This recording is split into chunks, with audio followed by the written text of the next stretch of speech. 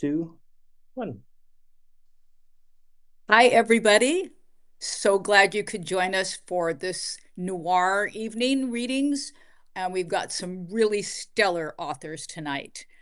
Um, Here's how we're going to proceed. We're going to have the authors each read from their work.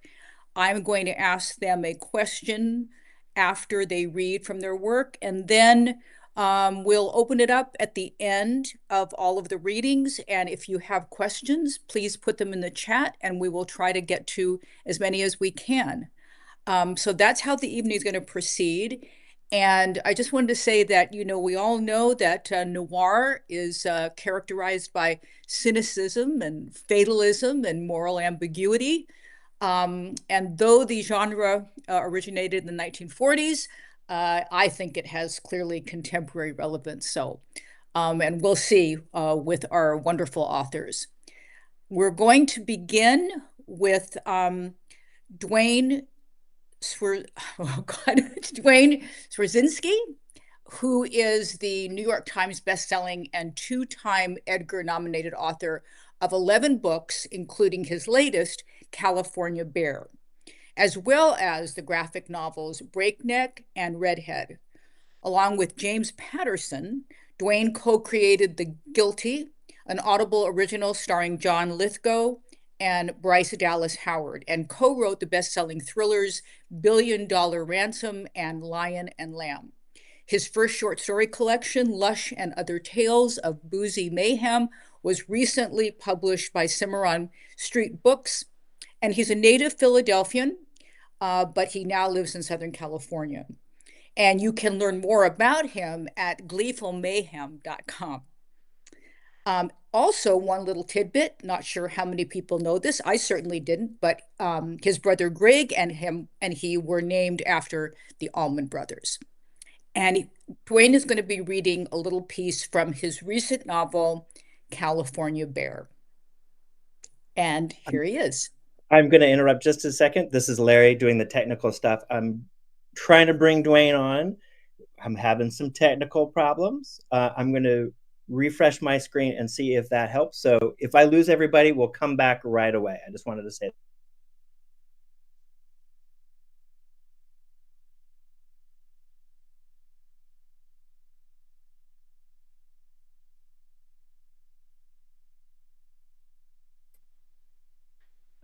Ona, can you hear me? I can. So whilst we're waiting, why don't you tell us a little bit about what you do? And that would. Okay. Well, I have written 4 historical mysteries and set in the 1920s. They all have a legal backdrop. They have really actual courtroom cases. And I was a college professor for many years, UC San Diego. I teach literature, and currently I've also served on the board of MWA. I was vice president a few years back. And I currently work for Literary Affairs in Los Angeles, which is an organization that has literary facilitators that go around the city and facilitate book clubs. And there are a number of them, and there's like 60 of them, and there are about 8 facilitators. And so I've been doing that. That's been my day job lately. I've been working on another novel for the last 3 years. I haven't been able to make much progress. So that's where I am, and I hope we can get moving with this. Um, I'm and there's bringing, Dwayne, yep, and there he I've is. brought him to the stage. Let me unmute him and we can get, what Hey, is, here we hi. go. Thank you, Owen, for the amazing introduction. Thank you so much. And your work is amazing. Yeah, the historicals sound great. I mean, I know that historicals take so long to research, so 3 years sounds like not a long time to like dig This into is what you're doing. this is this is true, but I'm having one of those blocks right now. Okay, You okay, know, yeah, I get it. Believe me, so I yeah, yeah, understand. But thanks so much. yeah. But Okay. yeah, I read from California Bear. I mean, it's funny. I took the assignment literally, like a noir piece of this novel. I'm breaking 2 rules, honestly. Usually in these things, you read from the start of your novel. I'm not. I'm reading from the middle of the book. And that sounds wrong, but it'll work, I think. And also, like, it's my mode of noir is actually more of a quiet noir. You mentioned it's like about, to me, noir, the definition of noir, we all have different definitions, but it's when the universe is sort of against you, right? The whole universe seems like it's against you, and life is awful, and you're at your breaking point. And that's how we all feel, I think, right now. But I think when we read that, we embrace it. So I kind of chose a piece of the book. It's very short. It's a very quiet moment, but actually it's very autobiographical. So I'll just launch into it, if that's cool. Please do. Okay. Jack snapped awake on a lumpy couch, not understanding where he was or even what reality this might be. Then he remembered. Oh yeah, this one. He was the house guest of an alcoholic ex-cop and his surly wife. The ex-cop had freed him from prison, but he turned out to be a lunatic. The wife seemed to be sane by comparison, but also not thrilled with Jack's presence in her house. The current situation was not sustainable. The horror of someone else's house was almost worse than prison. Almost. Jack searched for a clock somewhere, anywhere. Then he remembered his cheap burner phone. He plugged it into a wall socket before turning in. Jack twisted his body, reached out, found it. The display read 5:45 a.m. Probably too early to wake his host. Maybe he could find a taxi back to LA or an Uber, though he didn't have the money to cover that such expense. The smart thing would be to wait until Hightower was awake and convince him to give Jack back down a ride to Children's Hospital. Whatever was going on in this household, it didn't matter to Jack. He just needed to be with his daughter. The Hightower's place looked even messier in dawn's early light. Neither Cato nor Jeannie was much for housekeeping. The way the sun hit the certain surfaces, it was clear those surfaces hadn't been cleaned since the early days of the Obama administration.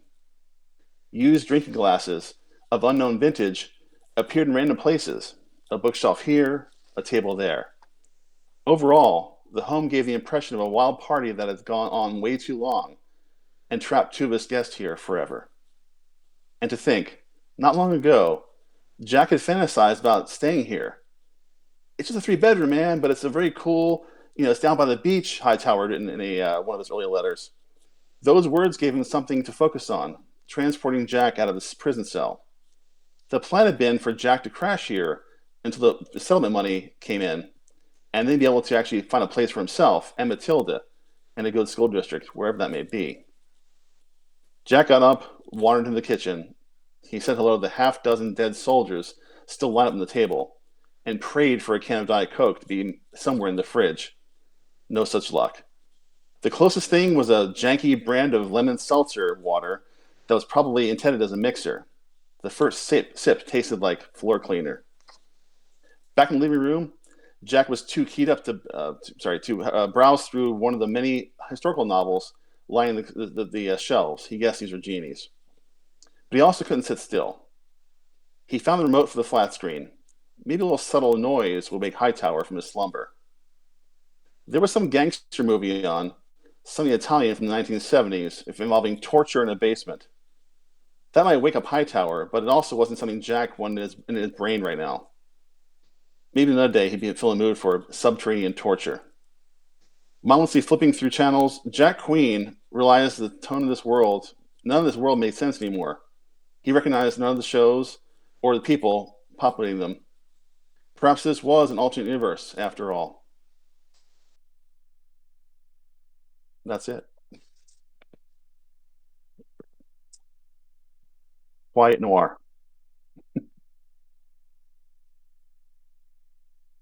What I want to ask you is, you mentioned that for your definition of noir was the universe is kind of against you. Yeah. And to me, like in your reading, setting is so significant. And I would like you to just comment on that with respect to your idea that the universe is against you. Everything is sort of like off kilter a little bit, and you could just comment on your setting. Oh, sure. Yeah, actually, I'm glad you asked that, because setting is very important to me. I mean, sometimes, you wake up in the morning, it's like, you know where you are. I mean, sometimes you crash somewhere else, and it's very disorienting. It's like you're at a friend's house, and they're friends, but like, where are you? Other Yeah. people's spaces freak me out, even from close friends. Uh-huh. So again, it was a Uh-huh. quiet moment, but I did that literally. I was at someone's house a couple of years ago and I was writing the book, and it was like, wow, where am I?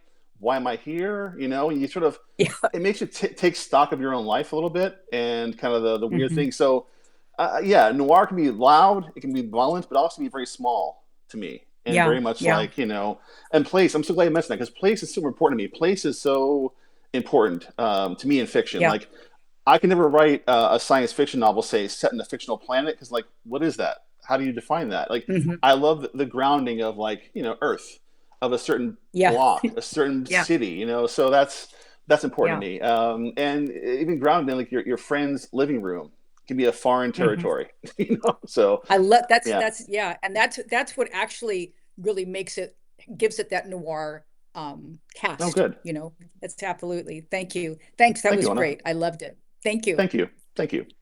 Thanks. So next we have Dan Bronson. And Dan has had many careers: associate professor of English at DePaul University, senior story analyst at Universal, associate story editor at Filmways, executive story editor at Paramount, writer producer of HBO's The Last Innocent Man and NBC's Death of a Cheerleader.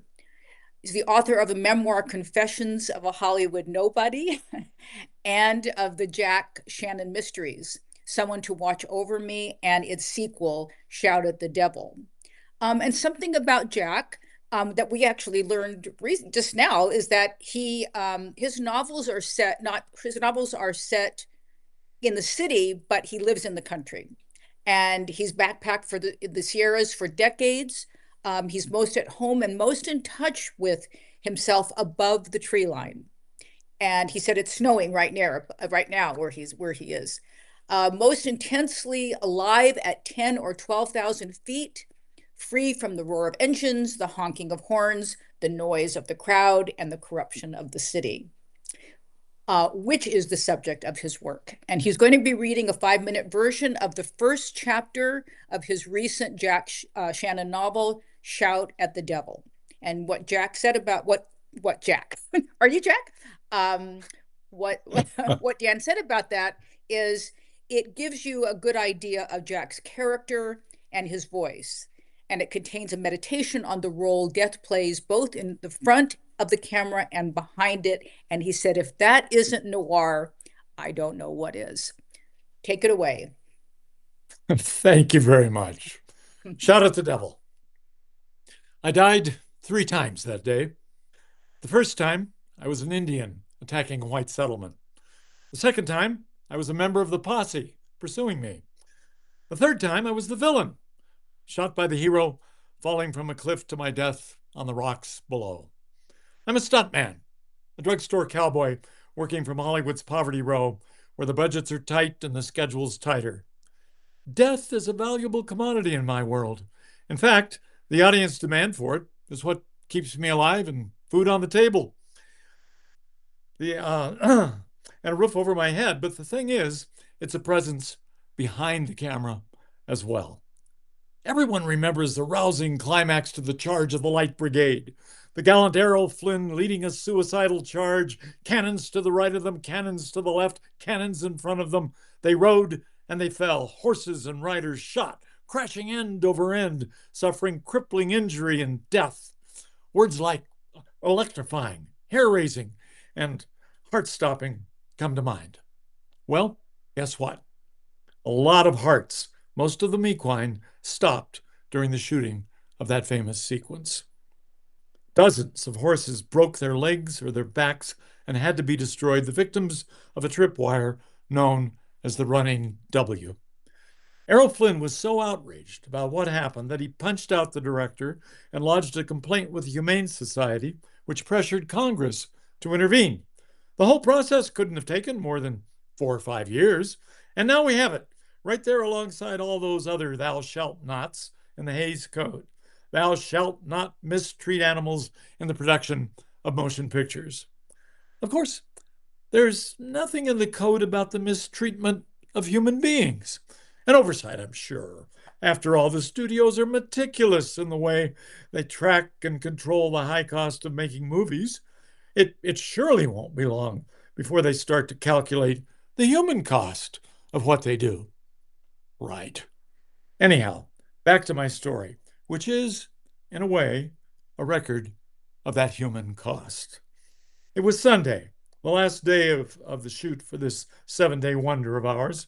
I won't bother you with the plot other than to say it was something you might possibly have seen before. You know, the sort of thing you get when you blend a white hat, a black hat, a beautiful maiden, and a handful of Indians. Stir well, bake at 110 degrees in a convenient desert location, and voila, a cliche Western to be served up as the second course of a double bill at your neighborhood theater.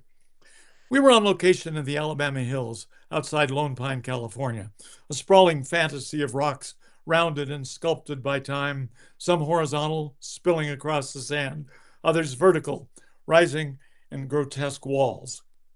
I was on top of one of those walls, costumed as the villain of our sagebrush epic, about to meet my death on the rocks 40 feet below. Rocks that concealed cardboard boxes stacked 8 feet high and covered with mattresses. A shrill whistle ripped through the air, signaling the director's call for action. I took the hero's imaginary shot, spun around, and plunged backward to what I hoped would be my imaginary death. My hopes were realized. I hit the center of the landing pad, and as I lay there staring up at that smog-free desert sky, I heard a distant buzz. The buzz became a roar, and a silver streak flashed by not 100 feet over my head. I crawled off the pad onto the rock, tracking the open cockpit monoplane as it grew smaller, dropped its left wing in a tight turn, and came screaming back, a rocket with wings and wheels, more 2051 than 1951. Straight overhead, it tipped its wings in a kind of aeronautic howdy, and I caught a glimpse of the pilot in the rear cockpit, his face covered in goggles and leather headgear. Then, almost straight up, into a loop, a barrel roll, and a swoop down to flare and land on an abandoned rancher's airstrip on the plain separating the hills from the dizzying peaks of the Sierras. As I made my way down to the crew on the sandy floor below, the gleaming silver aircraft taxied to the edge of the plane. The engine coughed and died, and the pilot, in a dark blue flight suit, pushed himself up out of the cockpit, stepped down onto the wing, and then the ground. As he moved forward to meet the crew rushing his way, he pulled off the goggles and the leather headgear, exposing long blonde hair pulled back in a matted, tangled ponytail, revealing that he was a she. Karen Scott, of course, a star who knew how to make an entrance.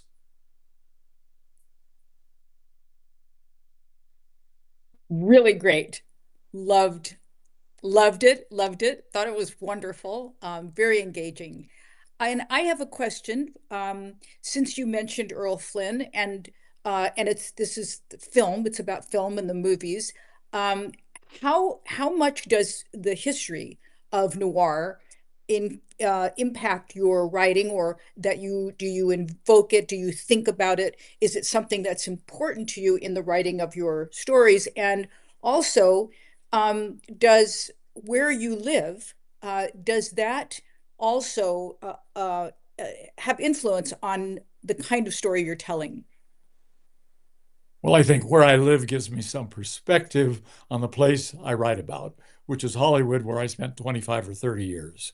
As a matter of fact, you know, I would say my definition of noir is a world where nothing is what it seems to be, and no one is who they claim to be, and it involves a flawed individual trying to do good in a totally corrupt world.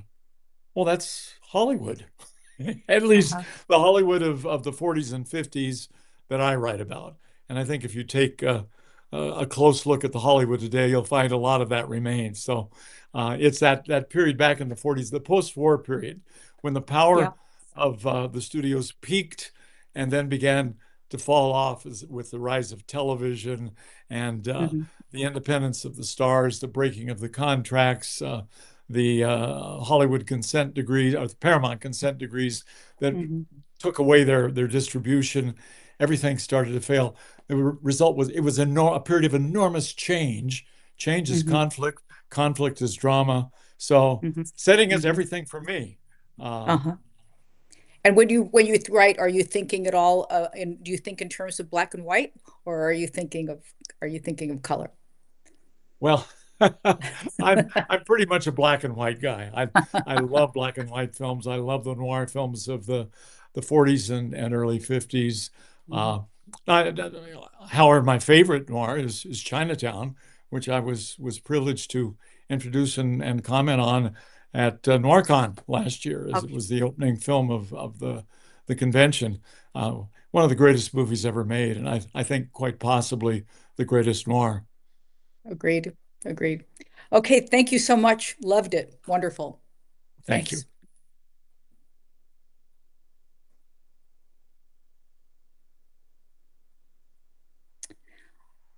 And now we move on to author-screenwriter Craig Faustus Buck. His crime fiction has won 2 Macavity Awards, the Silver Fashion Award, first runner-up for the Claymore Award, and has been nominated for numerous others. His novel Go Down Hard, a noir romp by Brash Books, was called a crime novel dream by the American Library Association's book list. His short story Home Game was chosen by Otto Penzler and John Grisham for their best mystery stories of the year 2025 anthology. And his agent is currently shopping the sequel, Go Down Screaming. A couple of interesting things about Craig. He took a few breaks from TV writing in the early 80s to travel through the virgin jungles in Cambodia, accompanying the Khmer Rouge troops as a photojournalist for CBS and Time magazine. He wrote the famous episode for The Incredible Hulk where David Banner dropped acid and hulked out because he couldn't keep his grip on reality. He created the first internet traffic school, pioneering the industry. And he once starred in a radio commercial for the Ice Capades, mimicking the voice of Arlo Guthrie. Wide-ranging, interesting things. When he was around 10 or 11, he used to walk his dog with Katharine Hepburn, but he didn't know who she was at the time. So anyway, he is going to be reading the opening from his work in progress, Go Down Screaming. There you go.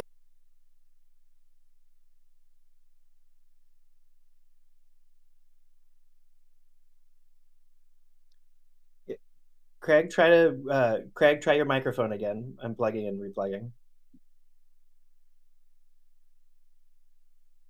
Craig, we can't hear you.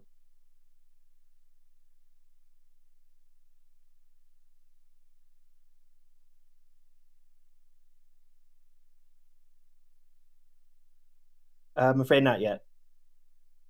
No. I think my sound card is going. There you go. We can hear you now. Okay.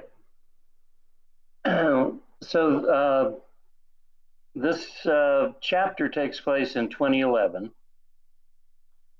And when it ends, the next chapter skips to 18 years later. So here we go. This is going to be quite a bit darker than what you've been hearing before from the other readers. But to me, noir means doom, and it means dark. And so, there you go. The tremor swept through her fingers, her legs, her face. Craig, I'm sorry to interrupt, but your microphone's kind of distorting. Touched her just right.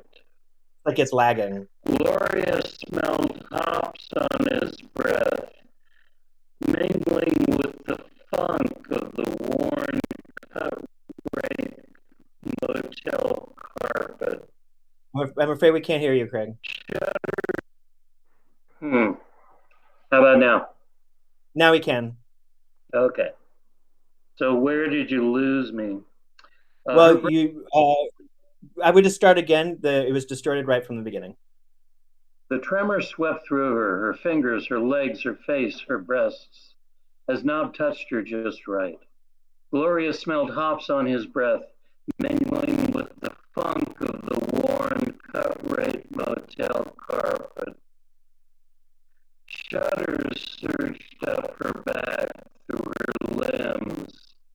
She felt his stomach tremble. Her breath caught in her throat. Nob picked up his face too fast. She wrapped her arms around him and flipped him over to right on top. Rein him in, reset their rhythm.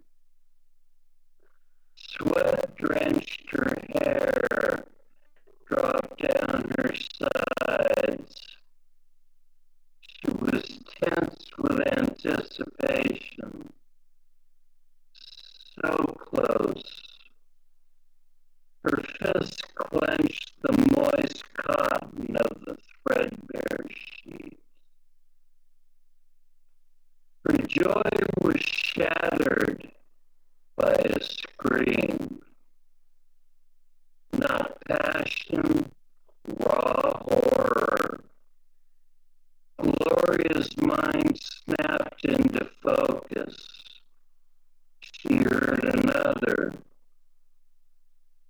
She felt Nob react, shrinking inside her. Craig, Her I'm sorry to interrupt. adrenaline flooded. But your voice is distorting again. Off him. And it's lagging really badly. They were both still Eric in Beetner has a training. suggestion. If you want to email him your story, he can read it with his microphone. Ear-piercing panic kicked her into cop. Yeah, because we keep lagging. Cadet Gloria Lopes reporting for duty.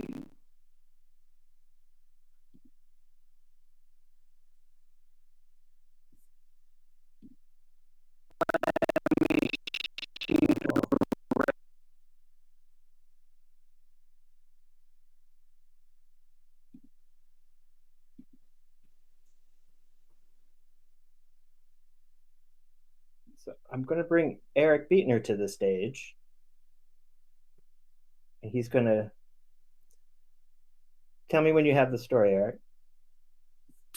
You want to skip over and I can let Jam read first and then I can come on after? Okay. Yeah. Let me bring Ona onto the stage and she can introduce JM. Okay. Sorry, Craig.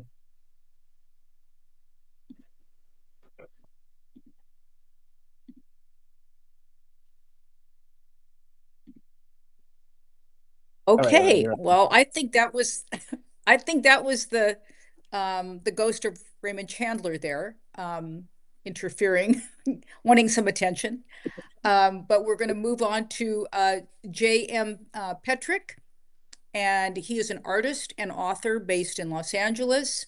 For more than a decade, he's created street art under the name Morley, and his work can be found not only pasted across the urban landscape, but in galleries the world over, television shows, magazines, and album covers. He's lectured at LACMA and numerous universities and was a focus in national commercial campaigns for both Toyota and Smirnoff vodka. We could use one. His published collections include If You're Reading This, There's Still Time, and Let's Burn This Moment Down to the Filter, which are both available from Abram Books. Something a little bit unusual about him is that when he was 25, to win a bet, he pretended to be a high school senior and attended classes for an entire school day without anyone knowing. And the book that he will be reading from is called Dead Flowers, and it is his debut novel. So let's hear it. Thank you so much. Appreciate it. I'm going to read the prologue. Hold on, Jay. I'm yours. There you go. I can hear you.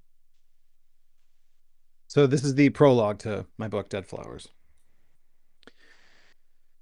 I'm not sure how long I'd been screaming when my voice finally gave out.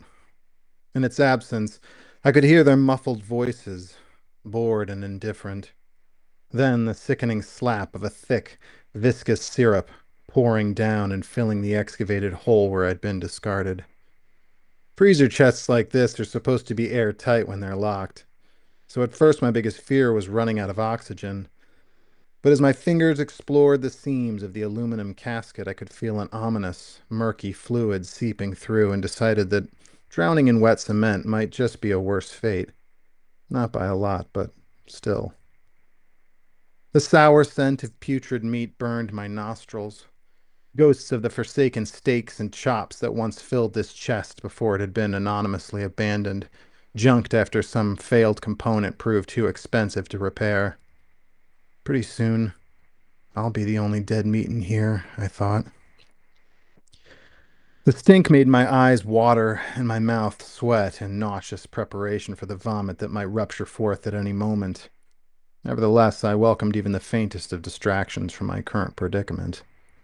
The least these assholes could have done was pump a little Febreze in here before loading me in. I clawed frantically at the walls and kicked with my feet for what felt like hours, even if it only had been a couple of minutes. Time moves differently when you're being buried alive. I screamed hopelessly in the darkness, praying for some unlikely savior to come along and Deus ex machina me out of this situation until a jagged record scratch in my vocal cords abruptly tore the sound from my throat and left me with only plaintive whimpers and ruinous thoughts to keep me company. I never did learn how to project from my diaphragm. Over the last 20 years, I'd made a bit of a hobby out of suicidal contemplation. How I'd do it, the note I'd leave, who would care, if anyone. But with the narrative of my demise now decidedly non-fiction, an unfamiliar will to live had been aroused. Maybe it had always been there, or maybe it was something new. But I guess that happens just before the end, when you can't take it back. You find a reason to stay just as they make the final boarding call. My reason was Billy, my twin brother, figuring out what happened to him and why. Circumstances being what they were, the answer seems sort of obvious now. Locked in a freezer at some anonymous construction site, flung into a hole filling rapidly with wet cement. My corpse destined to be fossilized beneath whatever monolith of consumerism they'd erect. A Target, maybe, or a Walgreens. Here lies Will Benson, child actor, adult loser, laid to rest beneath aisle 8. In honor of him and his brother, check out our 2-for-1 sale on abbreviated lives and wasted potential. The voices grew distant. Possibly the men were walking away. Possibly the cement mixer had already gushed enough gray sludge to fully submerge my makeshift tomb. Now the only thing I could hear was my own panicked gasping as I rapidly consumed what little remained of the oxygen, and the thudding percussion of my own heart threatening to punch its way free from my chest. This can't be how it ends, I kept thinking. Even my thoughts sounded desperate and raspy. Maybe I shouldn't be surprised. After all, there's no such thing as a happy ending. At least, not in Hollywood. They save that shit for the screen. Thank you. I loved that. I thought that was Thanks. captivating, visceral, very noir. And I would like to ask you how you transitioned from what you were doing prior to what made you want to write the novel and write the novel in this form or in this genre. Yeah, sure. Well, I feel like I think one of the things about mystery, thrillers, noirs is that they really deal in serious topics, like sometimes it can feel a little melodramatic, to sort of delve into a lot of different subject matter that I think a lot of people deal with internally. But if you have something dramatic happen to them, then there's a reason for them to confront a lot of these things that are interesting, I think, whether it's, their past, their childhood, the stuff that they're, sort of wrestling with internally. And for me, kind of my definition, or at least one of the hallmarks of noir for me, is really starting the story with a character that's just truly broken. And hopefully by the end of the story, they're at least on the road to some kind of fixing. Ideally, if you want to sort of end it in any kind of a happy way. But I think that noir is really populated by broken people, and I think broken people are the most interesting people to write about. So and it feels very much like a bit of existentialism here, where you have this clearly this person who is distraught, but there's his brother creating his own meaning, wanting to figure out a reason to live. So I just thought it was really great. Really loved it. Thank you so much. Okay, thanks.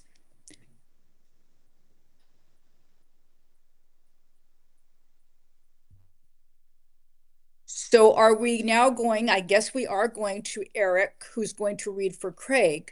Is that correct? I think that's what's happening first. That's the plan.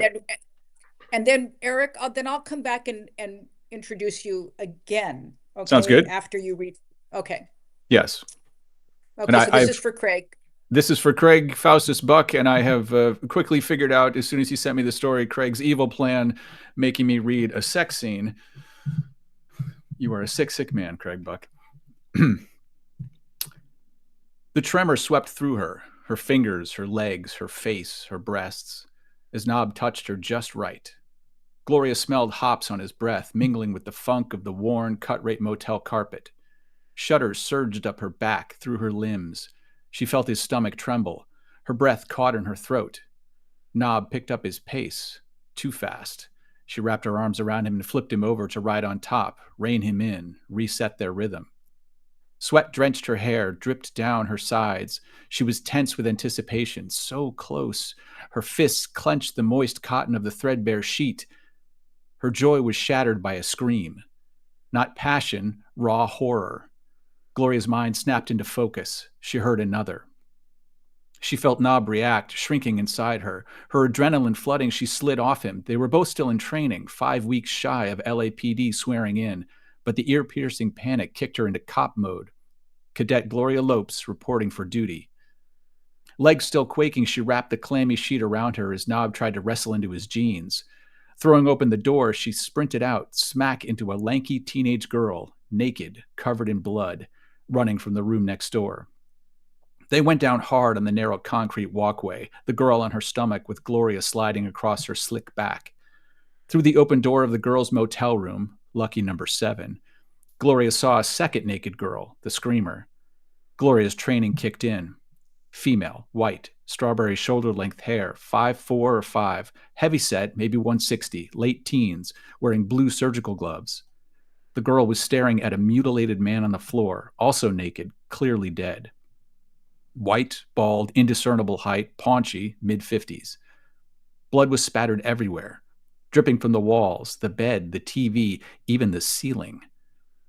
Gloria stared at the gruesome scene with a sinking suspicion that she was staring at her own future. She felt the girl beneath her trying to squirm free, shouting to be let go. Gloria's instinct was to restrain her under citizen's arrest. It was unclear who the girl was or what she'd done, but she was fleeing a murder scene. Nob came out, shaky hands struggling to button his fly. One look at the gore fest next door and he turned away to throw up. Happy Valentine's Day, thought Gloria. Great first date. She reached to pull Nob's unbuckled belt from its loops. Her cuffing skills were top of her class, but she left her bracelets at the academy, so she used the belt strap to tie the girl's hands behind her back. Only when the restraint was cinched and knotted did Gloria realize she was shaking. That's when the screamer fled the room, sprinting for the parking lot, legs pumping hard, vinyl purse swinging from her blue-gloved hand, spattered body moving at an amazing clip for a girl so clearly out of shape. Nob couldn't pursue her with Gloria and her detainee blocking the walkway, so the three of them watched helplessly as the eyewitness and possible accomplice to murder jumped into a green Ford Pinto, and screeched out of Fernando's hideaway motel for parts unknown. The captive girl, later identified as 16-year-old Billy Breach, was gasping that she couldn't breathe, so Gloria shifted her weight. That's when a glint between the girl's clenched fingers hit Gloria's eye, sparking a sting of fear. Knife? Razor blade? She saw a droplet ooze from the curl of the girl's fist, viscous like half-set gelatin. Gloria reached down and pried open her fingers. Billy Breach was clutching an eyeball.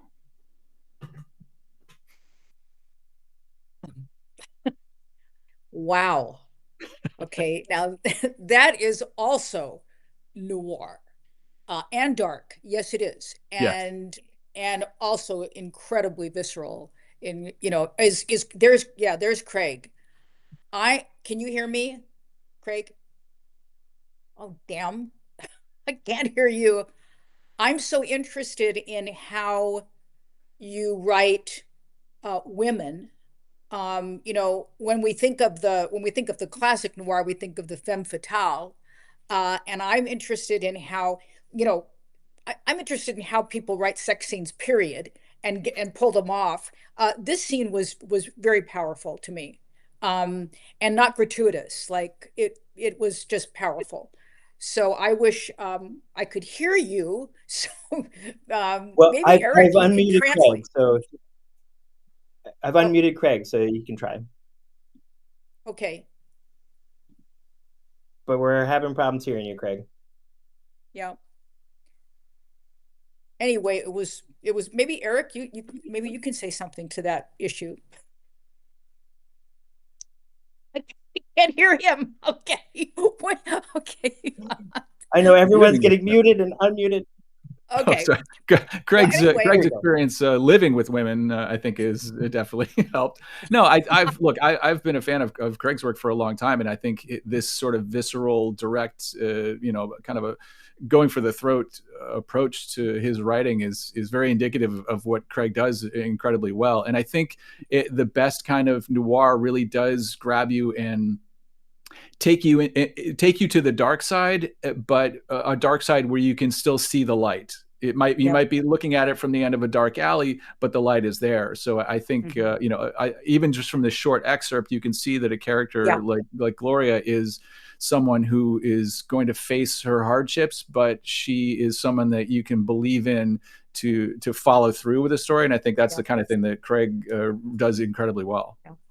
Thank you. That's a great summation, and again, another really powerful reading. Like just, I mean, and writing, wonderful. Thank you, Craig. And now can we just stay here? And I guess we can just stay here. I can just. Yeah. Hey. Okay. So Eric Beetner has been hailed as the new maestro of noir by Ken Bruin, and the 21st century answer to Jim Thompson by Lit Reactor. He has written more than 30 novels, and his 100 plus short stories have been featured in over 35 anthologies. Along the way, he's been nominated for 2 ITW awards, a Seamus, Derringer, and 4 Anthony Awards. He's won none of them. Yeah, but nominating is pretty damn good.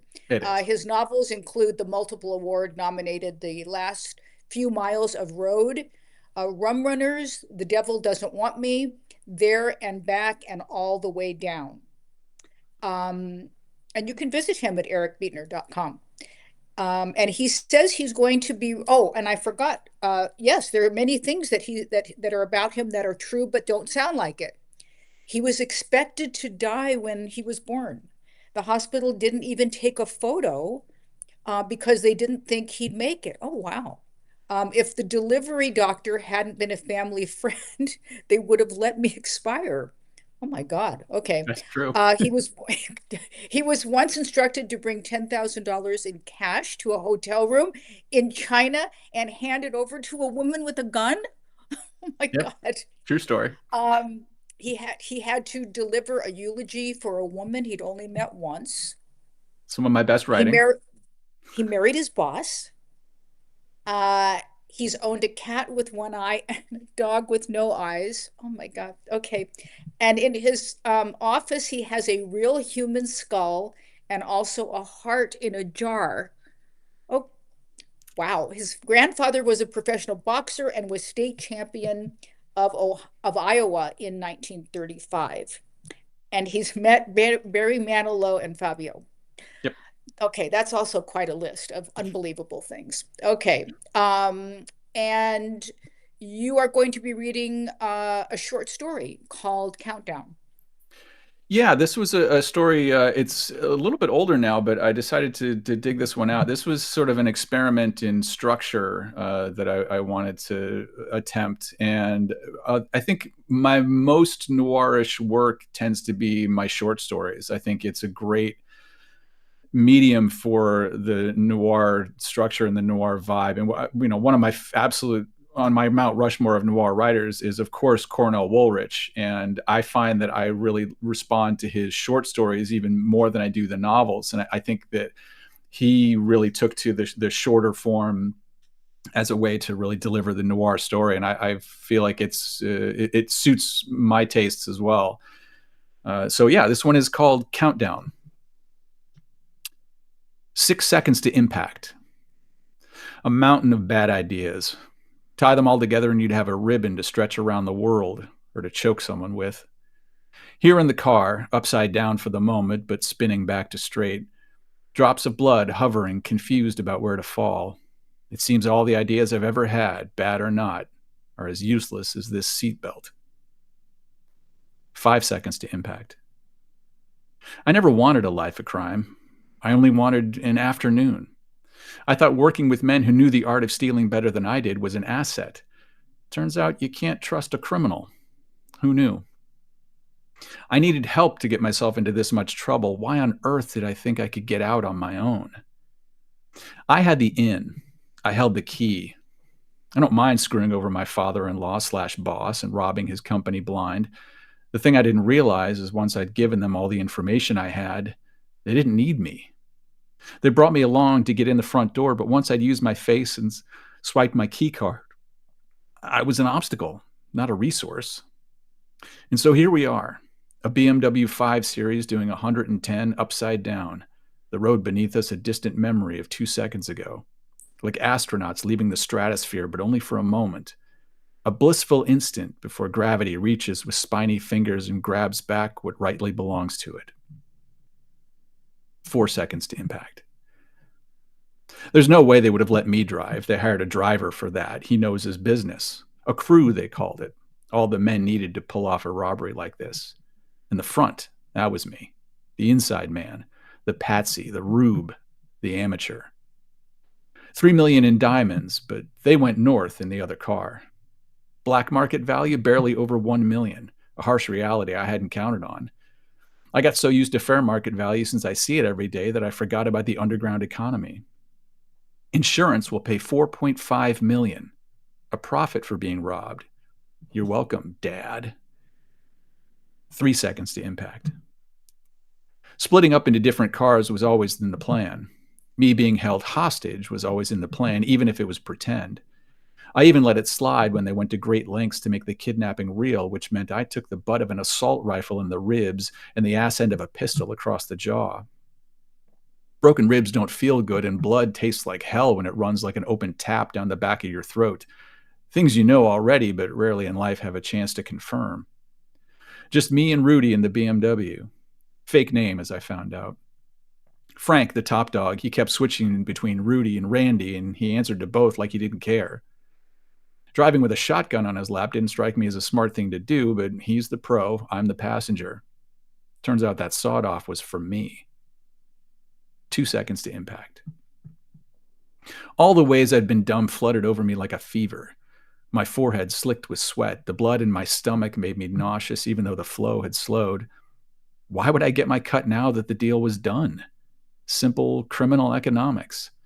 Trust, my fatal flaw. And here I was, singing to myself about how stupid my father-in-law was to have trusted me. Nah, he didn't trust me worth a shit. He sure as hell didn't seem to put up a fight when they took me out at gunpoint. No one reached for a phone. No silent alarms were tripped. He was the one who told everyone, just do what they say. He should be here now, feeling the tug of gravity pull him down. He should be here inside the meat grinder sound of wind ripping through the gunshot window, in the bedlam echoes of the shotgun blast, the moment of death yells from Rudy, the car frame straining against one roll, two rolls, three, high-pitched metal sounds that justified calling a vehicle her. But here I am, fingers still on the trigger, eyes watching that strange sensation of knowing the ground is standing still but feeling like it's moving at incredible speed. Nope, just me and Rudy, Randy, whichever. 1 second to impact. Shoot him before he shoots you. That's how my dad described war in Vietnam. It stuck with me much longer than he did. That tiny morsel of wisdom was in my head when I snatched the gun off Rudy's lap and fired both barrels into his chest. That thought and little else. Certainly nothing of the "and then what" variety. The window broke, the wheel spun, the tires caught, the world came unglued. My weight became irrelevant. The blood hung in drops like rain attached to tiny wires.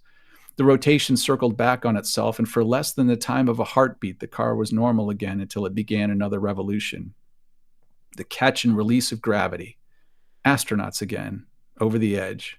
For a moment, a bird. Then all my bad decisions finally weighed us down, and we fell.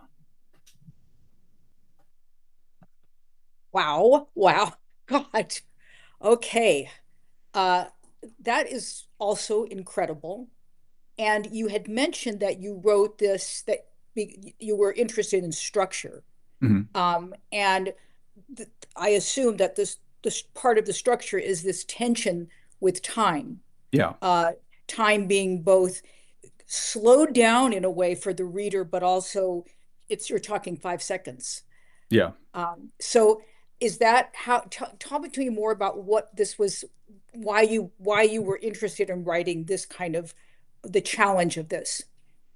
Yeah, I think I like that idea of extending a moment like that because, anyone will tell you in any sort of moment of duress or panic or fear, it does feel like time slows down, and whether it's you're facing death and your life flashes before your eyes, any of those sort of cliches, there is a lot of rapid thinking that goes on in those moments of incredible stress. So I wanted to take that moment where this character knows what he's in for. He knows he has only got a short amount of time, but in that time you have enough time to still live your last moments in regret, in musing over the mistakes that you've made. And to me, that is very noir.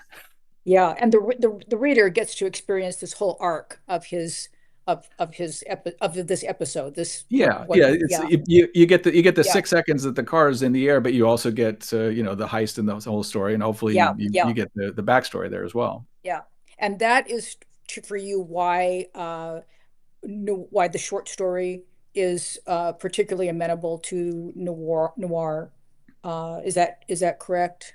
Yeah, I mean, so many noir stories I think work really best when you are coming at somebody who's in the worst moment of their life, and they're really at this inflection point where it's either a decision that they have to make, and or it's they're at the precipice of something either going terribly bad, or maybe there's a chance you can pull it back from the edge, and usually it goes over the edge and it ends badly. But to zero in on just that moment and almost eschew most of the backstory and setup and character motivation and all that kind of stuff, just focus on the raw emotion of that moment is always really exciting to me. I find so many books and movies and TV shows they're so obsessed these days with backstory and motivation and why and everything. But it's like when you're dealing with such base emotions like greed, lust, jealousy, all those things, it doesn't take a lot to explain what that motivation is. We all get it. Right. Fantastic. Excellent. Okay, so are there any, we've had our 5 incredible authors and incredible readings, and I think that there's, like a great deal of overlap of something that Eric just said here about these moments, these intense moments. We got them all in all of the readings in different ways. And I'm wondering if we have any questions. Do we have any questions for our authors? And if not, I will ask them a question to talk about that you all said something about your definition of noir. Tell me what about it, why it appealed to you, and had you thought about writing in any other form, or was this the form for you? Like, just this was the genre that was going to make that spoke to your stories, that this was the story, this was the way you had to tell the story, and why? And anybody?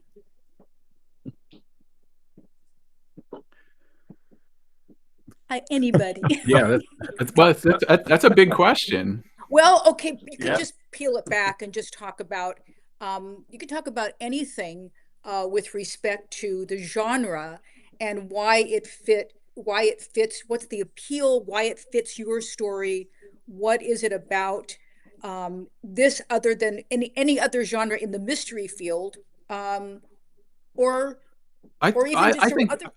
I think it was Duane. You mentioned something about, like, I'm definitely of the mind, like, I could never write a super spy or the world's greatest assassin or somebody who has the whole world on their shoulders. I'm not interested in reading, just even as a reader, I'm not interested in reading about someone who it's a world-ending problem. It's almost too big. It's abstract. But to me, the stories that I respond to most as a reader, and therefore that I like to write as well, is when it really becomes shrunken down into just one person. Because when all of a sudden becomes you and your life, whatever that thing that's threatening you and the ones you love, that's your whole world. If it's your world ending, it doesn't matter if the rest of what happens to the rest of the globe. Like, screw what's going on outside the door. If your world is threatened, then that's the most important thing. So I always like and drawn to stories about ordinary people, relatively small stakes. But when those small stakes are put under a microscope and it means the world to you, it heightens it to me the same size as James Bond rescuing the world. Yeah. Anybody else? I think Chandler had a great line about, this great drama and tension, and something as simple as someone's trying to pick up a paperclip from the table. Like, I can't pick the paperclip up. I can't do it. Someone's frustrated because it's a small thing, but it's like you feel that tension, you feel that angst, right? Eric's totally right. It's like those little moments are like what define us. And I think noir does it. For me, it appeals to me because we all live those moments of angst and horror.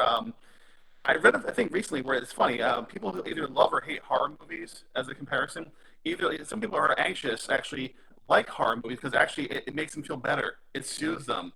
Others, it ramps up their anxiety. It's funny how we are all wired differently. So I think noir does the same thing almost. It's like either if you're wired for noir, it means like you have a very you see the world as we all see it.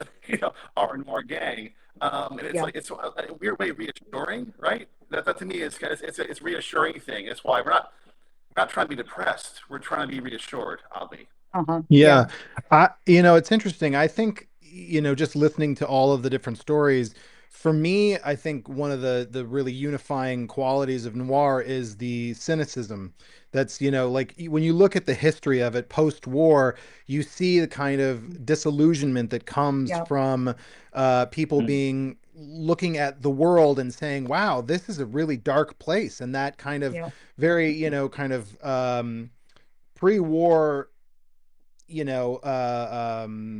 optimism, naivete, sure, was definitely, I think, kind of crushed in the most kind of horrific way by a Great Depression and a Second World War, and I think that that cynicism, that air of cynicism, is sort of what defined noir from the beginning. And I think that it's something that can travel, obviously, throughout all of the rest of time since, certainly before as well. But I think that it was refined in such a way in that post-war, era that we have, Raymond Chandler and and writers like that. And for me, I feel like there is something so relatable about that cynicism, and you can put kind of any character that is in a cynical place, either because of, like I mentioned before, the sort of broken elements of their life, or have somehow been disillusioned and whatever. And generally that voice sounds very cynical and but it also sounds very relatable too to a lot of people. So Yes. I feel like that is Yeah. where you kind of find, even if I'm sure that like a lot of the writers would agree with this, that you don't necessarily even start being like, I'm definitely going to write a noir story. It's that you're writing in a certain voice, and you're like, oh wow, this cynical I'm voice writing noir. is noir. Yeah. That post-war cynicism is one of the reasons that I chose to set my novels, the Jack Shannon novels, in post-war Hollywood. As a matter of fact, if the biggest task in getting started with it was finding his voice. I'd always wanted to do a story set in the studio system, because I always wondered what it was like to work in those days as opposed to the corporate studio world that I worked in. And I wanted a damaged hero. I wanted someone who was wounded in mind and body. And my guy, he's on the verge of stardom. He's just on his breakthrough film, and the war breaks out. He volunteers, and he sees D-Day, the Battle of the Bulge, and the freeing of the death camps. And he comes back scarred. He has a bayonet scar that runs from here to here. His movie career is over with, but the real scars are inside. The studio takes pity upon him, gives him a job as a publicist, where his job is really to suppress publicity. And he can do it because he doesn't care. He simply doesn't care anymore. And he suffers from terrible nightmares of his experiences in war. And then he's assigned Savannah Stevens, who's this sex-pot blonde, hottest star in Hollywood, the most difficult, constantly late, disappearing. Well, she disappears. He's got to find this. The fate of the studio depends upon the picture she's making. She's gone. And he has to do it all on his own without even the help of the police, because no one can know she's disappeared. But she brings him back to life as he attempts to find her and help her. But like I say, finding his voice, the voice that reflects cynicism, irony, self-deprecation, and humor. That was the key. Once I found that, I wrote the book. Can I ask you about the role of like violence and I guess sex and violence, but mostly violence, and where you decide how you decide when it's. Do you ever struggle with deciding when it's gratuitous or when it's absolutely necessary to the plot, or like how do you work with that component, which is always most of the time inherent in noir? There's going to be violence in some way. Well, even though it's not apparent in the opening chapter that I read to you, but there's plenty of violence in both Someone to Watch Over Me and Shout at the Devil. Not as much as there is in so much of contemporary noir. I know, well, you, Duane, big fan of Ken Bruin. I think I'm correct about that. Oh yeah. His work is plenty violent. I'm just curious about. I'm curious about the the others, the rest of you. I don't know where they went, but just in terms of like that's for me, like we live in an incredibly violent world. We have we have gun violence, and we're writing stories about. And do you ever struggle with that in your writing? It's funny for me. It's like the world is violent, as you say. It's a hard world. To me, the interesting part is how our characters deal with it. I mean, noir is about how, you know, a person deals with the worst day of their lives. You know, that to me is the fascinating part. If you're pushed to the wall and things are just grim and ugly and like, you know, sometimes it is violent. Sometimes it is like, you know, it pushes you to your brink. That to me is fascinating. Like, what do you do? How do you respond? How do you adapt if you do you fold? You know, that is actually the crux. It's funny. That's the crux of what noir. The appeal of noir to me is like, you know, how do you deal with it?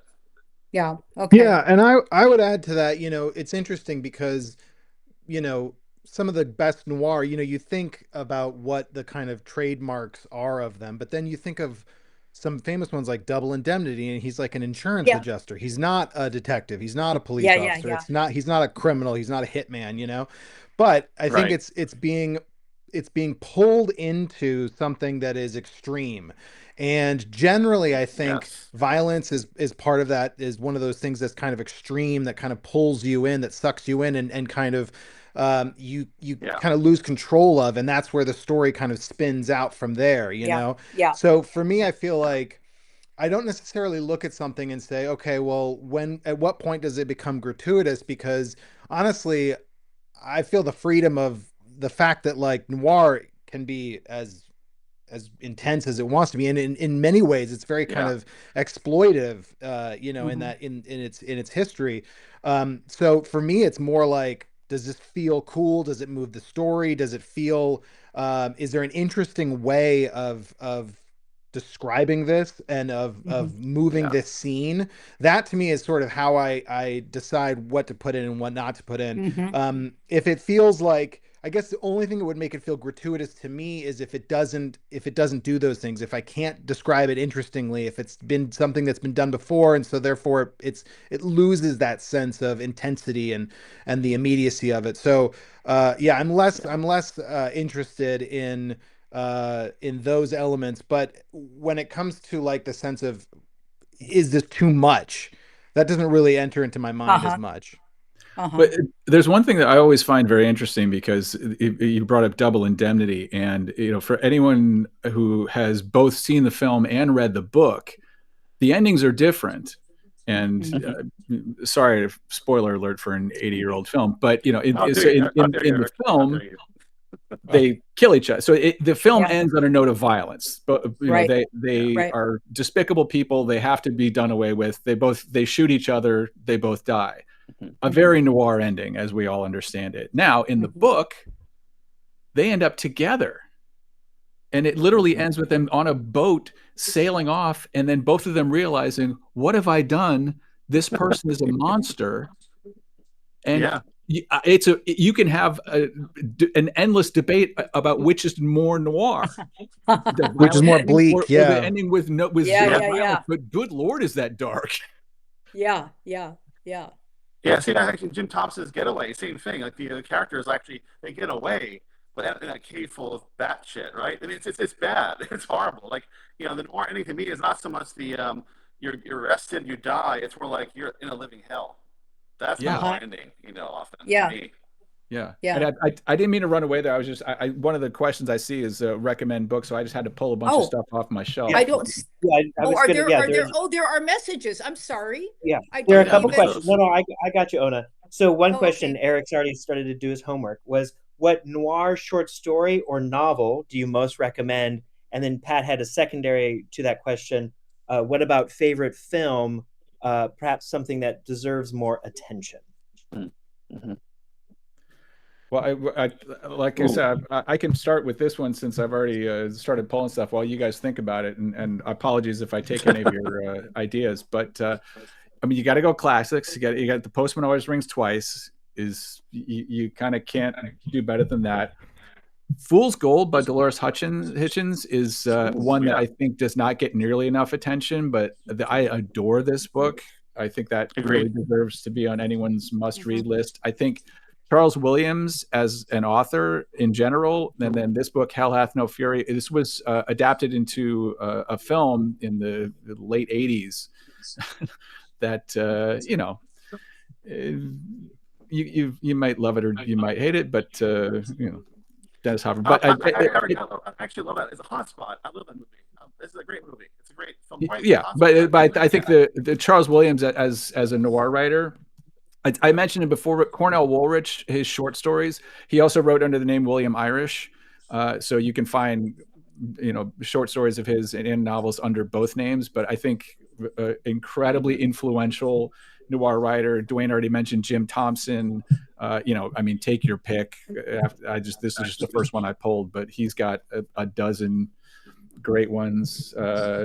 Margaret Millar, this book, Do Evil in Return, is so kind of subversive for the time. It deals with abortion and kind of a woman sort of finding her agency, and so this was a really underrated book. I think William P. McGivern was the king of the crooked cops. I think he for my money, he's got the best run of adaptations of film noir films. You have this film, Shield for Murder, which is one of my favorite early 50s noirs. He wrote The Big Heat. He wrote Rogue Cop, which was adapted into a book. He wrote Odds Against Tomorrow, which for my money is the period at the end of the classic noir period. It's late 1959. It really is the last true film noir from the classic period.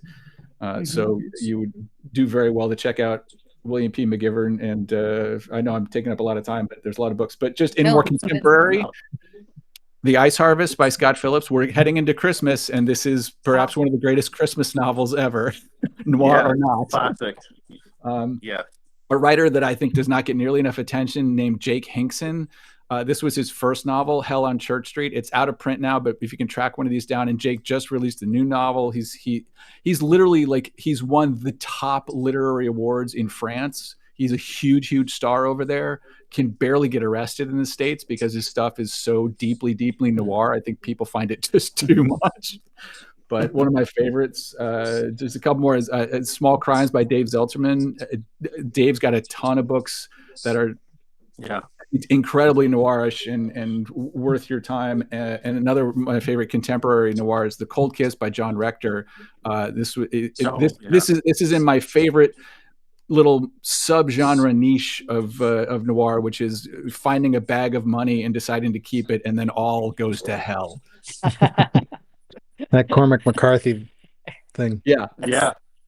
It's the best. Yeah, I love you mentioned The Big Heat. My grandfather was actually in that. He's one of the actors that was in that, which is kind of funny. So I'm a fan of that one. Yeah. Howard Wendell is actually his name. He's like in the scene where the coffee is thrown on. What was his name? His name is Howard Wendell. He was an actor, a character actor. Amazing. I also love, obviously, the Billy Wilder, Sunset Boulevard. I'm sure Dan probably appreciates that as well. I loved DOA, classic. As far as books go, I just finished reading Jordan Harper's She Rides Shotgun, which is a pretty good noir. I feel like he's a solid guy, writer. I'm excited to read more of his stuff. And I also am a big fan of I'm completely blanking on his name. He does a lot of the Southern noir stuff, like he did S.A. Cosby? No, sorry, he did Winter's Bone. And, Daniel Woodrell. Woodrell. Yes, yeah. Woodrell. I love Woodrell, and I recommend his work to everybody as well. This one's pretty good too. I can offer a footnote to Sunset Boulevard. My wife was Gloria Swanson's assistant in New York. I think she was doing Butterflies Are Free, something on Broadway, and she has a lot of great stories about her. But the interesting thing was, Sonia, my wife, had never seen Sunset Boulevard. Well, I was story editor over at Paramount at the time they restored the picture. So I took her to our premiere of Sunset Boulevard, and she came out stunned and said, "She's playing herself." It was typecasting, let's put it that way. Great movie. Any suggestions? I was lucky enough a couple of years ago, I actually saw the movie The New Beverly here in LA, and 2 rows in front of me was Nancy Olsen, who's in the movie. Like, she was here, I was so starstruck. Oh my God, I'm watching this classic, and there's one of the actors. Like, holy God, right? Yeah. What a great moment. Only in LA, Don't be jealous. I'm just saying, it's kind Yep. of incredible. Yeah, gotta love it. Yeah, yeah. Is there any other questions here? Or doing that might be you making some noise. We're having audio. Okay. Yeah, if there's no other suggestions, I have another question from the audience. We also have the question about your favorite film noir. Yeah. And not just your books, but the favorite film noir. Actually, it's kind of a deep cut, although it's probably more well known now. For me, it's actually a Christmas noir called Blast the Silence. It's about a hitman in New York. It's like at least 1960, 61, 62. It's great. It's just sort of this downbeat guy. He's there to kill somebody. He's having all kinds of feelings about his feelings, right? About Christmas. It's wonderful. Criterion has a great edition of it if you want to check it out. But yeah, it's great. It's a great deep cut film noir. I do love the sort of the obscure film noirs. We all see the classics, but the ones that kind of snuck in there are the ones I most cherish. That's one of them. Anybody else about their favorite film? Anyone seen The Traveling Executioner? Ooh, no. What is that? No. It's about it takes place back, I think, in the 20s. I haven't seen it since it came out in the early or late 60s. It takes place in the South, I think, in the 20s, and it's about this guy who has an electric chair in the back of his truck, and he travels to these rural prisons to handle their executions for them. And when he does, these guys come in shaking, sweating, terrified, and he starts telling them about how he's going to take them to the fields of ambrosia, and they get to the point where they can't wait to die. Wow! At any rate, at the end, he's the one who finds himself in his own electric chair. So I probably shouldn't have given that away. That's amazing. That's incredible. Wow. Unfortunately, I'm blanking out on Mike Hammer. He was TV's Mike Hammer. Stacy Keach? No. Stacy. Yeah, I met Stacy. Oh my God. At a party, wow. and told him how much I loved The Traveling Executioner, and he told me that I was the only person he'd ever talked to who'd actually seen it. And it truly is a great movie. I mean, it's a black comedy through and through, a noir comedy, if you like. Yeah, I've never heard of this. This is amazing. Thank you. I've never heard of that. Incredible. Yeah, I'll check that out. Night of the Hunter. There's another one I'll give a shout out question to. here. Sorry. Another question. Duane said he starts in the middle. Where do you start with whom? I don't know exactly if you're talking about the other authors or if you're talking to I don't Duane so much specifically. I don't start with a story even. I start with the character and kind of what their kind of thing is. What sort of, when we meet them, what is their broken part, basically. And then I kind of pad the story onto there. So it starts, with like, for me in my book, I started with the idea of, it's a former child actor who gets kind of roped into this mystery. And so for me, the whole premise was just like, what if you took someone who had all that kind of angst and cynicism that had been built up from being a sort of disgraced child actor, and built a story around that. And so that was sort of where I started, and then went from there. So yeah, I feel like that's one of the great things about noir is that in many ways characters take center stage even more so than story does. I mean, obviously you've got some of these really amazing, stories that are so intricately woven, but at the center of them all, I think is the character themselves, Mm-hmm. I think Jam's absolutely right, but it took me a long, long, long time to learn that. I wrote 25 screenplays, and I always knew the end before I knew the beginning. I had to know where it was going, where it was headed. I did these outlines, and I discovered new things as I was writing the scenes, but it was all very carefully planned out. When I started writing novels, something happened. I thought I knew the ending, but I was wrong. The characters took me over and led me where they wanted to go, not where I thought I was going. And the great thing about it is so far I'm sure someone has guessed the endings to those two books, but I haven't met them. Of the people that I've talked to about my books, they say that the ending just sort of stood me on my head. They just, well, they didn't know because I didn't know. And I really think, yes, the characters take over, and that's what should drive the plot of a noir. So true. Yep. Yeah, I think. Go ahead. Well, I was just going to say, like, well, first things first, starting in the middle is the habit of a psychopath. So let's just, we all agree on that, right?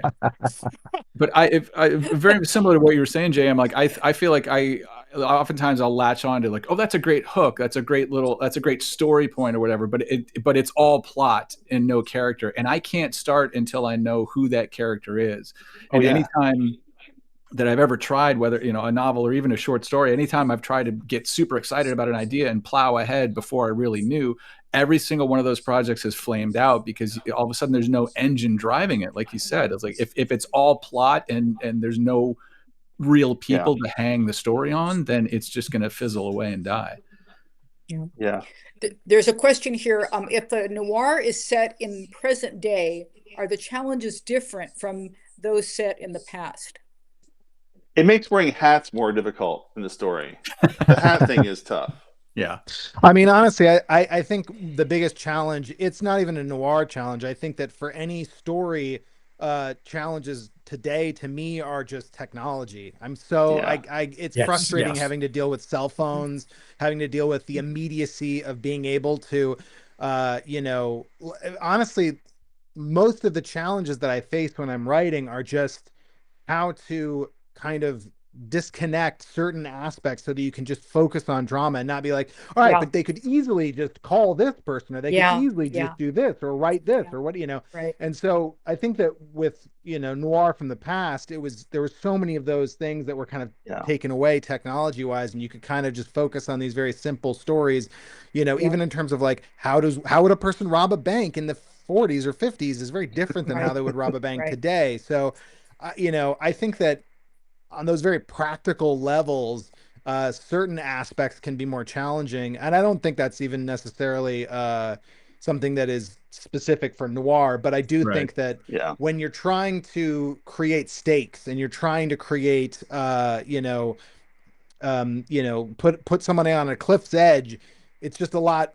We live in a world now where there's so many different things that can kind of save them, and so you kind of want to just prune those things away, and that's a challenge. But as far as like, the idea of it being I think there are certain different challenges because I think that the language of noir is so clearly kind of set in that black and white post-war kind of vibe. So creating a neo-noir, I think, is just a challenge in terms of it not sounding kind of hacky, because it sounds like, you're kind of doing like a kind of Bogarty kind of impression, but it doesn't really work in present day. But I think I think that just takes a little bit of finesse, and I think that if the audience is prepared for a noir, then I think they know they're going along for this kind of ride. And so obviously, like, the Coen brothers can do a great film noir set in, for Blood Simple, set in, in the 80s, and I don't think that it doesn't I think it translates fine, you know what I mean? Yeah. Well, that's why I take the coward's way out and set mine in the 40s and 50s. I don't have to deal with cell phones or DNA or cameras everywhere. It's easier. It's harder in some ways. You've got to do all that research. Well, you would know about that, Anna. There's a tremendous amount of research that goes into these simple novels that I've got out there. But I'd rather do that than deal with all that technology that just gets in the way of the plot. Yeah. But I think that's go ahead, Duane. To build on what Jim and Dan were saying, actually, the technology to me presents opportunities. Like, imagine if like Cornell Woolrich were alive today. Like, my apartment building installed this thing where to open my front door, I need my phone. I literally need my phone to open my front door. So like, okay, what if my phone fails? What if like it's just is a glitch and I'm being hunted by a killer, right? That thing is like, I think Woolrich would have a field day with that kind of stuff. Like, modern life is so like, everything is an app, everything is a code, everything is a double authentication. It's like, my God, that's hell. I want to live in the 40s and 50s. Like, my God, I want to go back in that time where it's a key. It's a Yeah. fucking landline. Sorry for cursing, but it's like you know, I missed that. So modern technology is my hell. Sorry, Eric. Well, no, I was just gonna, like, I think you're absolutely right, but because I think at its core, the kind of bulletproof thing that noir has, which is why it's lived as long as it has, are those core elements of, like we're talking about, like, you know, if you're robbing a bank then or now, the motivation is greed. If you're going to kill someone's husband then or now, the motivation is lust. And like, those things never change. That's always going to be just human nature. So when you're tapping into that, the rest is just window dressing. Yeah. 100%. Yeah. Well, I think we're coming to a close. We've had a wonderful conversation and wonderful readings. Any other questions? There's one just says, what if someone steals the phone? So, right. And yeah, I just, I mean, I'm excited to read everything that I've heard about tonight. So I just really love doing this. And thank you, everybody, for coming. Thank you for everybody for attending. And we look forward to doing it again. So, and thank you, thanks for having us. us. You're a wonderful host. Thank you, Ona. You're wonderful. Yes, thank you. you So much. Thank you so much. Thank you, guys. It was great. Thank you, everybody. Have a great Thanksgiving. Yep. Yes. Yeah.